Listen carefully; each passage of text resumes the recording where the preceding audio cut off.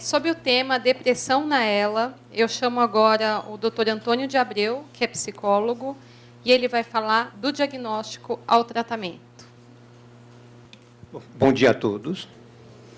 De premissa, meus agradecimentos à doutora Adriana Oda pelo convite de eu estar hoje aqui com vocês, conversar um pouquinho sobre a questão da depressão, né, na esclerose lateral amiotrófica, e a questão do diagnóstico e do tratamento. Para falar sobre isto, eu privilegiei poder estar iniciando a nossa conversa aqui sobre as 5 etapas que uma psiquiatra suíça, há um tempo atrás, já abordou este assunto, que é a Elisabeth Kübler-Ross, que talvez muitos dos senhores conheçam, sobre um livro chamado Sobre a Morte e o Morrer, onde ela foi uma médica que ela ficou observando os pacientes, principalmente de câncer, as etapas que eles iam passando na evolução da doença. E até hoje isto é uma referência em termos do que a gente pode estar vendo, e entre esses tópicos está a questão da depressão. Por isso que eu privilegiei isso daqui. Ela coloca que a primeira etapa que uma pessoa passa em termos, quando recebe um diagnóstico, é a questão da negação e do isolamento. Então, o que é esta negação e o que é este isolamento? São mecanismos de defesa que a mente da gente vai tendo para a gente não enlouquecer. Então, entram esses mecanismos para nos salvaguardar de realmente a gente estilhaçar o aparelho mental e a gente, literalmente, na mais ampla acepção da palavra, enlouquecer. Então, eu acredito que os senhores aqui presentes já devam, em algum momento da vida, ter recebido uma notícia triste. Seja a morte de um parente, de uma pessoa próxima, seja a questão da perda de um emprego, de uma separação entre um casal, da morte de um filho, né, ou coisas tais que estão relacionadas a perdas. Qual é a primeira reação que a gente tem quando a gente tem esse tipo de notícia assim de chofre? A primeira coisa que vem é: não é verdade.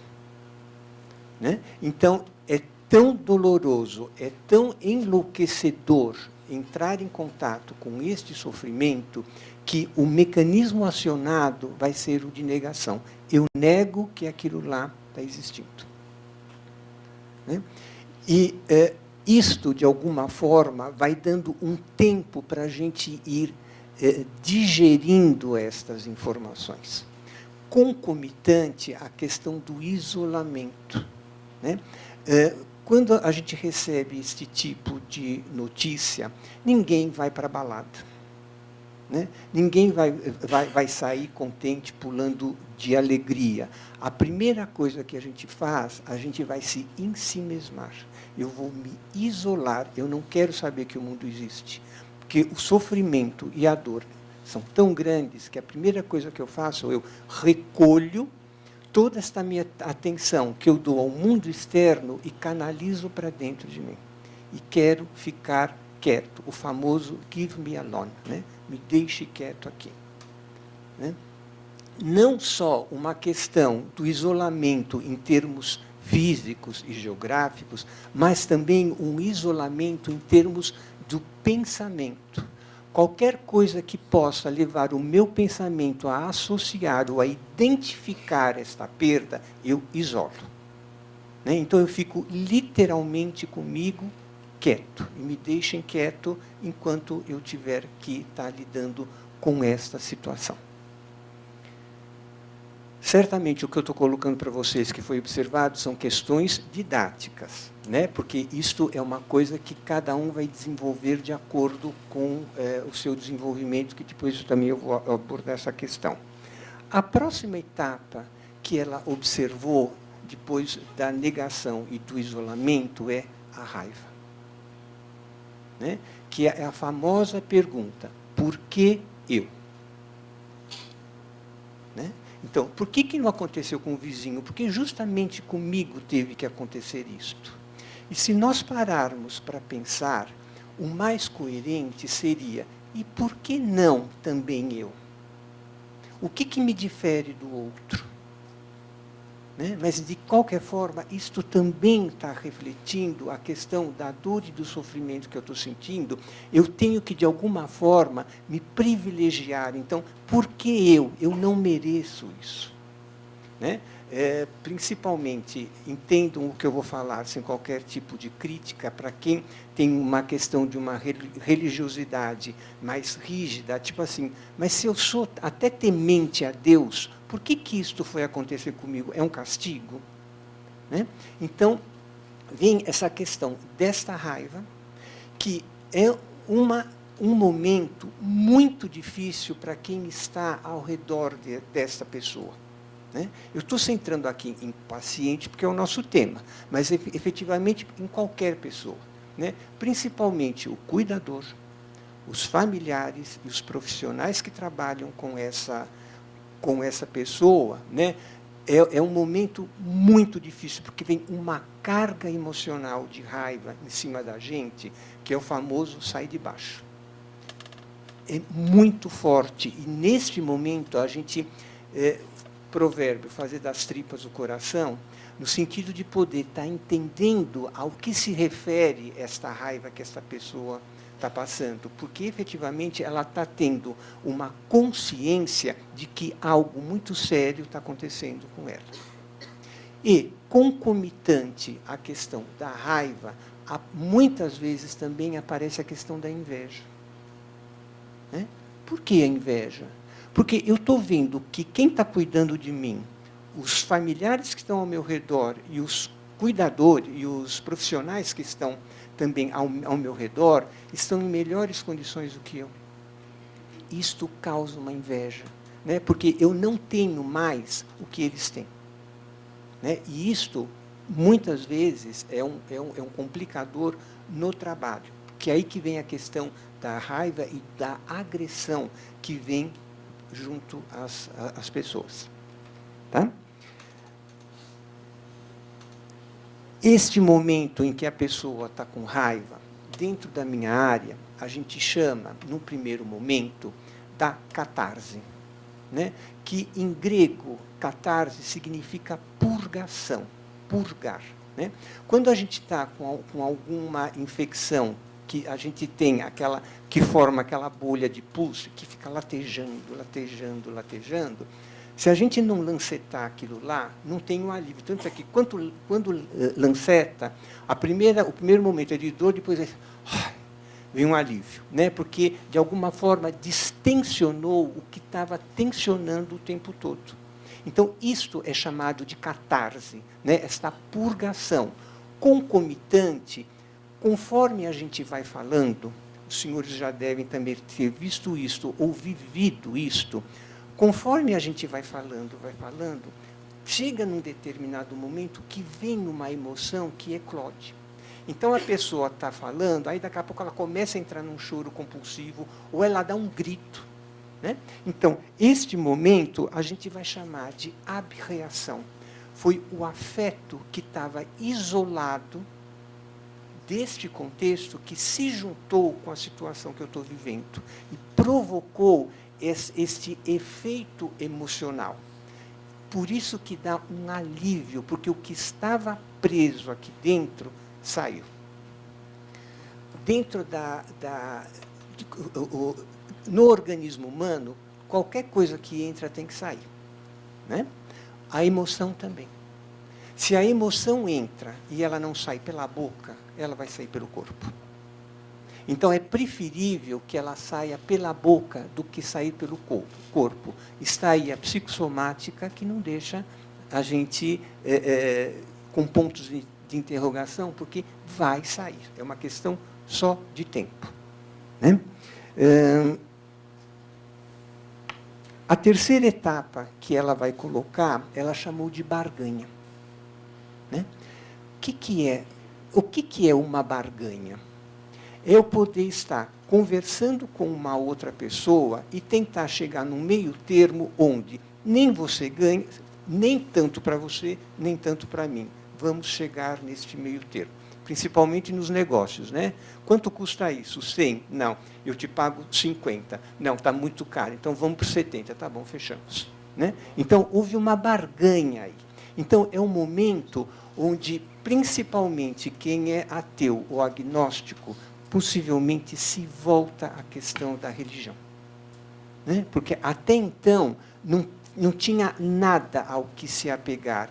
E nós precisamos disto. Não é à toa que a questão da espiritualidade está cada vez mais presente na questão da área da saúde. Né? Porque isto faz parte do ser humano. Nós não somos só racionais. Se nós não tivermos alguma coisa que transcenda a nossa razão, quando se esgotaram todas as possibilidades para eu não enlouquecer, eu tenho ainda a possibilidade de me voltar a alguma coisa que transcende a questão humana. Né? Se não fosse isso, como é que a gente explicaria, por exemplo, a questão dos deuses gregos, dos deuses romanos? Né? Se não são expectativas humanas que são colocadas em cima de divindades, para que, de alguma forma, eu possa me apoiar nestas divindades e controlar e dar sustentação à minha dor e ao meu sofrimento. Então, é um momento que, na barganha, fica alguma coisa assim. Bom, se eu sarar, então eu prometo isto. Então, eu vou cumprir isto. Né? Então, vai tendo este tipo de barganha, onde vai sendo mostrado também que cada vez mais esta pessoa está mais próxima do que está acontecendo, e não do que ela gostaria que estivesse acontecendo. Né? Então, por isso que entra a questão aqui da barganha, porque é um gesto, em última instância, de desespero. Eu preciso barganhar para tentar, eu faço qualquer coisa, né, para poder estar recuperando aquilo que eu já não tenho mais. E a quarta etapa, aí sim, que ela coloca que o paciente entra em depressão. Né? Por que depressão? Porque, de alguma forma, foram esgotadas todas as possibilidades que eu pude imaginar e querer, mas a realidade me mostra uma outra coisa. Então, é um momento também muito difícil, porque tem a perda da esperança. Né? E quando se perde a esperança, isso é uma coisa muito séria. Em última instância, o que nos mantém vivo é a esperança. Se a gente perder a esperança, perde o brilho da vida. Né? Em outras palavras, o que é a depressão? É a perda do brilho da vida. A vida começa a ficar opaca e ela vai passando de um tom acinzentado para um tom mais negro. Né? E isso não é uma coisa saudável. Até que ela chega na quinta etapa, que ela coloca, que é a etapa da aceitação. Então, alguma coisa que esgotou-se toda a possibilidade de eu poder estar me vendo como eu era. Eu não tenho mais aonde me agarrar. Então, ela coloca como a fase da aceitação. Neste ponto específico, dentro da minha experiência, principalmente com pacientes com esclerose lateral amiotrófica e com questões das adversidades da vida, não é a aceitação que eu vejo ou que eu vi. O que eu vi e o que eu vejo é resignação, não aceitação. Né? Por quê? É muito difícil, certamente não é impossível, mas é muito raro e muito difícil alguém aceitar qualquer tipo de limitação. Eu posso conviver da melhor forma possível, mas aceitar é muito difícil. Né? Pegando um exemplo muito simples, para quem quer fechar a boca para não ganhar peso, isto é um sacrifício. Ela não está fazendo, eu estou aceitando isso numa boa, não. Eu tô tendo que fazer isso porque não tem outro jeito. Então, o que não tem remédio, remediado está. Isto não é da ordem da aceitação, pelo menos o que eu vejo. Então, eu chamo isso de resignação. Né? Que a pessoa vai, através disto, viver e conviver da melhor forma possível com as limitações que até então ela tem no momento. Alguém aqui tem dúvida do que foi mostrado hoje, da questão das órteses, das cadeiras de roda, que auxiliam muito o paciente?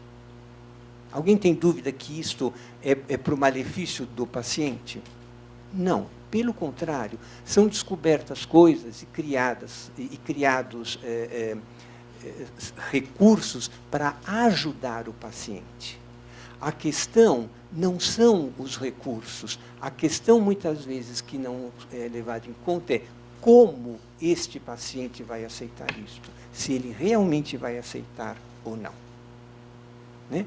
Então, esta é uma compreensão que eu convido aos senhores e principalmente aos profissionais de saúde a se darem conta, porque muitas vezes a pessoa com a dificuldade de deambular fala assim, mas se você usar uma bengala, você vai se beneficiar com isso. Ou se você andar com um andador, você vai se beneficiar disso. Sem dúvida. A questão é que, a partir do momento que eu pego uma bengala, fica nítido e notório que eu não consigo mais andar sozinho. Então, o problema não é a bengala. O problema não é o andador. O problema não é a órtese. É como eu vou receber isto.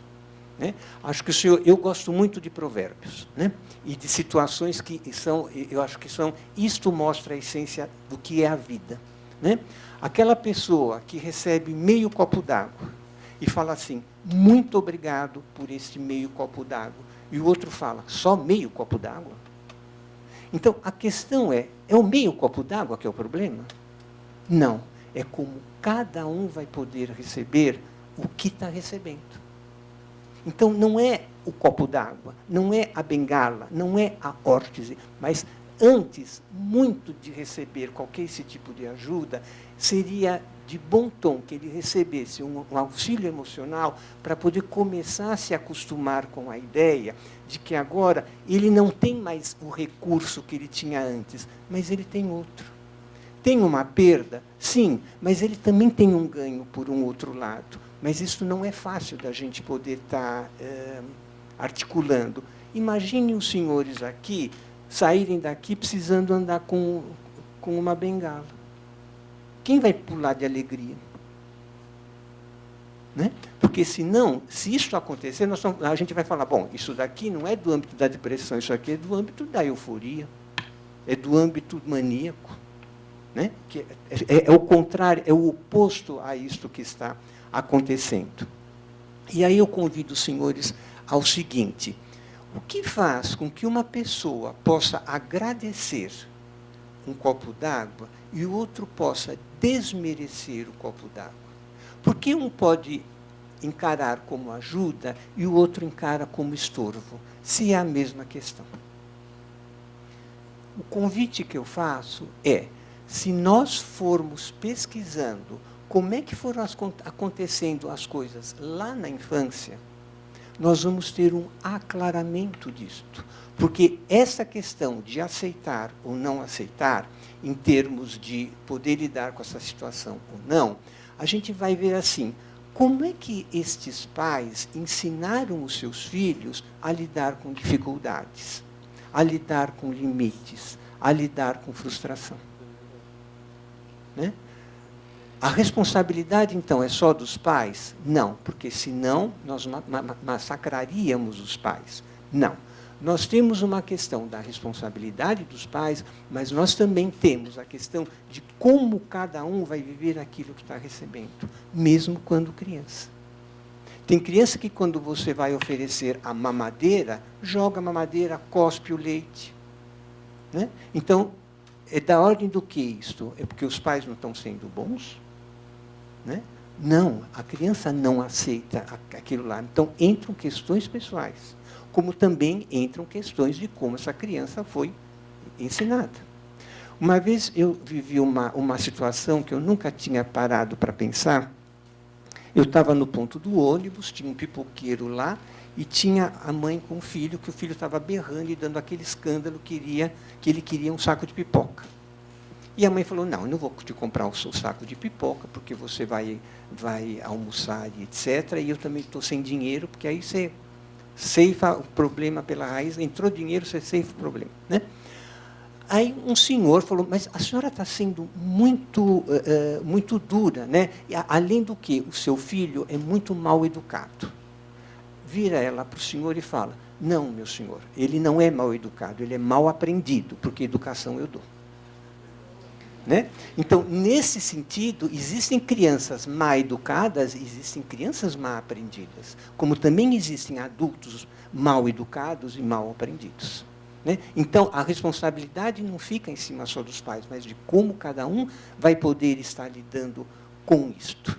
Né? Então, por isso que não é tão fácil se inserir qualquer tipo de ajuda a um paciente por conta dessas questões, porque muitas vezes não se vê este outro lado, que precisa se ter esta preparação para que ele possa estar aceitando isso daí. Né? Ele podendo estar aceitando, entre aspas, ou convivendo da melhor forma possível, já é um passo de aproximação para essa questão. Né? E tudo isso que eu também coloquei aqui para os senhores é válido aos cuidadores. Os cuidadores também passam por todas estas etapas. Né? Quando se recebe esta notícia, quem vai cuidar, a primeira coisa, não, por que está acontecendo com ele? Seja o meu cônjuge, seja quem for, por que está acontecendo com ele? Não é possível que esteja acontecendo com ele. Então, também tem esta retirada de interesse do mundo externo para si próprio, onde a gente vai haver esse ensimesmamento. E também tem a raiva, porque eu gosto dele, por que está acontecendo isso com a pessoa que eu mais amo na vida? Né? O que eu posso fazer em termos de promessa para que ele melhore? Então, nós estamos falando de barganha. Até ao ponto que, tipo assim, olha, todos os recursos que a gente tinha em termos dessa expectativa não estão acontecendo. Então, também este cuidador entra em depressão. Até ele poder conviver da melhor forma possível com essa questão. Né? E, como sempre a gente coloca em termos de cuidador, a gente nunca pode perder de vista como o cuidador está. E como os familiares também estão. Né? Porque eles, se não ficarem tão doentes quanto, ficam mais graves em termos de desgaste emocional, físico, por cuidar tanto. Né? O Rogério há pouco colocou, é impossível um cuidador ficar 24 horas por dia com o paciente, porque ele enlouquece. Porque a tendência é ele cada vez mais ir aderindo às necessidades do paciente, do seu cônjuge ou de quem ele trata, em detrimento a abrir mão das suas questões.